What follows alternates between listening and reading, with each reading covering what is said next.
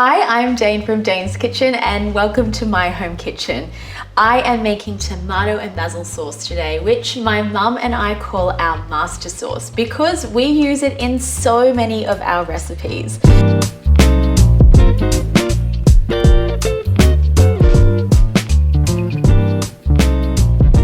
You will see in my cookbook garlic, olive oil and everything else, which does have this recipe that I'm talking about today. We use it in so many of the recipes across the book, including my chicken parma, my popcorn eggplant to dip it into, or my baked eggplant pasta bake. There's so many great ways you can use it. It's a versatile sauce and it's so simple and incredibly easy to make. All you need is some tin tomatoes. I like to use pulpa, a lot of fresh basil, an onion, some garlic, and a parmesan rind, which just acts as a beautiful flavor enhancer throughout that sauce. I like to make this sauce in a large batch, store it in little Ziploc bags in individual serves because I do like to take it out, toss it through some pasta, or just always have it on hand because we do always like to use it in our cooking. So let's get that on a high heat. All right, so I have everything ready for my sauce. I've peeled and cut my onion in half. I've got my garlic cloves, which are massive, by the way. They look like elephant garlic. Maybe they are. I wasn't told that, but I'm only going to use 3 because they're so big. And you might be wondering, oh, why hasn't Dane chopped up the garlic or the onion finely? And that's because we're just using this to get another little extra element and depth of flavor in there. So we don't actually want the texture from the garlic or the onion in the sauce. It's just to flavor it, and then we're going to scoop it out at the end. Of course, I'm going to tell you, you need lots of extra virgin olive oil, but this does make the sauce extra delicious. About 3 tablespoons. I think I say 1/3 of a cup in the book. We're just going to bring that to heat. And what we're doing here is we're flavoring that olive oil with that garlic and onion flavor.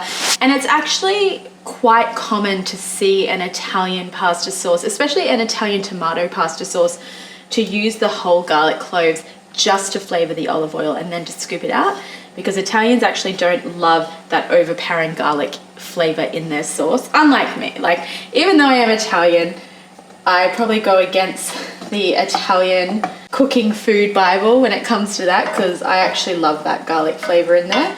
And when my mum makes this sauce, she actually crushes the garlic so it's throughout the sauce and has a lot more of a stronger garlic flavor, but I just like to flavor it this way. Okay, so that's starting to sizzle, and we just want to cook it until the garlic and the onion is a little bit brown or golden. You don't want to burn anything, or that's going to flavor the sauce in a way that we don't want it to be flavored. So now that that olive oil is to the heat, I'm just going to turn it down.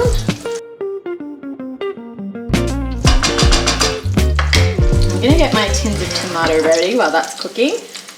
And I'm actually using pulpa. A lot of Italians use whole tomatoes that are canned, and they like to squeeze them into the sauce, which, look, is also really delicious, but just as a personal preference, I like using pulpa, which is finely chopped tomatoes.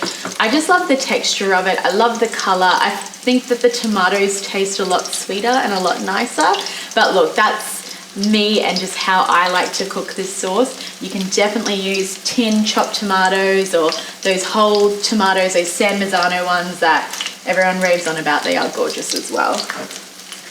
And you'll see, like, it's quite a different texture to other tin tomatoes that you're probably more familiar with. Oh, and it smells so beautiful. Just give it a stir to incorporate all that oil. And because we don't want to waste any of that tomato in the tin, I'm going to put some water in it. Probably about 1/2 cup you want, maybe even 1 cup. And that will just allow that sauce to have a bit of room to breathe as well when it cooks.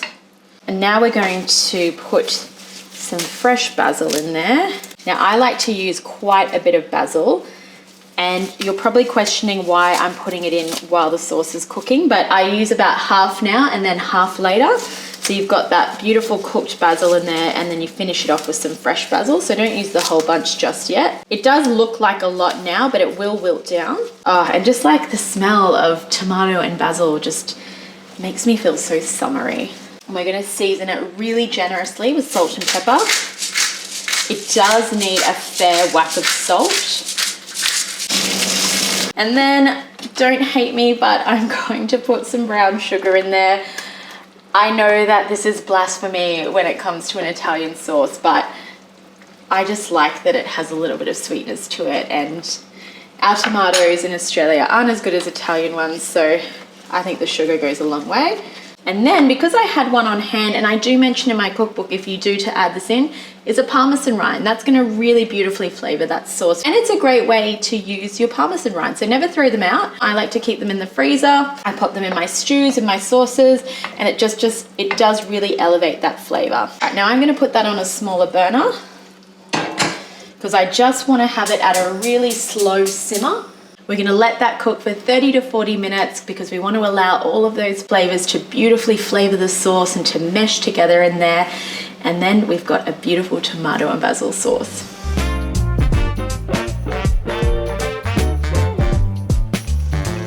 Now this sauce has been cooking for 40 minutes. It's so flavorsome.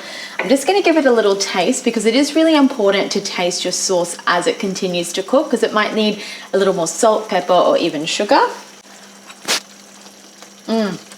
Oh, that is perfect. And that basil, that's what's really overpowering the flavor in there, and it's so delicious. So we're just going to scoop out, and you don't have to do this, you can keep them in there if you like, but I'm going to scoop out all of those flavor elements. So the onion, the garlic, and the Parmesan rind. And now all this needs is a little sprinkling of fresh basil, and we're done.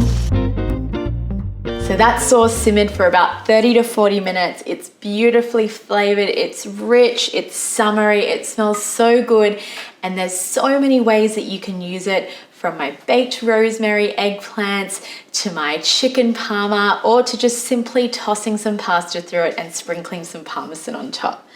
Now all that's left to do is to just sprinkle a little bit of this fresh basil over the top. And look at that, that's just so perfect. Now I have made a little bit of a smaller batch today, but you can still store this in the fridge or freezer in Tupperware, or if you want to make double or even triple the batch, I just get some Ziploc bags and make some individual portion sizes to freeze, because as I said, it's our master sauce. There's so many uses for it, and you're always going to want to have it on hand.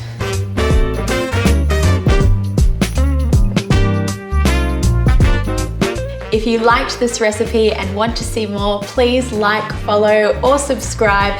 And if you do make it at home, please tag me in all your creations. I love to see them. You can get the full recipe in my cookbook, Garlic, Olive Oil, and Everything Else, or it's also on my website, daneskitchen.com.